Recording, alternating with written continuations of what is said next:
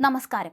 ഗുജറാത്തിലെ സബർമതി നദീതീരത്ത് 9 വർഷം മുൻപ് നടന്ന യുവതിയുടെ മരണം കൊലപാതകമാണെന്ന് തെളിഞ്ഞു. 2017 നടന്ന കോമൾ ബെൻ സോളങ്കിയുടെ മരണമാണ് ഭർത്താവ് മിനേഷ് ദിനേശ് ഭായ് സോളങ്കി ആസൂത്രിതമായി നടത്തിയ കൊലപാതകമാണെന്ന് അഹമ്മദാബാദ് സിറ്റി ക്രൈംബ്രാഞ്ച് കണ്ടെത്തിയത്.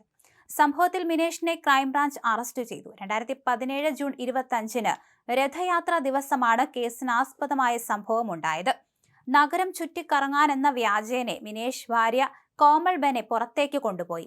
പകൽ മുഴുവൻ വിവിധ സ്ഥലങ്ങളിൽ കറങ്ങിയ ശേഷം രാത്രി വൈകി ഇരുവരും സബർമതി നദീതീരത്തെത്തി. ഇവിടെ വെച്ച് സംസാരത്തിനിടയിൽ ഭാര്യയെ പെട്ടെന്ന് ഉയർത്തിയെടുത്ത് മിനേഷ് നദിയിലേക്ക് എറിയുകയായിരുന്നു. വെള്ളത്തിൽ വീണ കോമൾ ബെൻ മുങ്ങി മരിച്ചു. പിറ്റേ ദിവസം കാളുപ്പൂർ പോലീസ് സ്റ്റേഷനിലെത്തി യുവതിയെ കാണാനില്ലെന്ന് മിനേഷ് പരാതി നൽകി. കോമൾ ബെന്നിന്റെ മൃതദേഹം പിന്നീട് കണ്ടെത്തിയപ്പോൾ അപകടമരണമായി രജിസ്റ്റർ ചെയ്ത് കേസ് അവസാനിപ്പിക്കുകയായിരുന്നു. 9 വർഷമായി രഹസ്യമായിരുന്ന കൊലപാതകം പുതിയ വിവരങ്ങളുടെ അടിസ്ഥാനത്തിൽ പോലീസ് വീണ്ടും അന്വേഷിച്ചതോടെയാണ് പുറത്തു വന്നത്. സാങ്കേതിക വിവരങ്ങളും അന്നത്തെ സാക്ഷിമൊഴികളും കേന്ദ്രീകരിച്ച് നടത്തിയ അന്വേഷണത്തിൽ പ്രതി കുടുങ്ങുകയായിരുന്നു.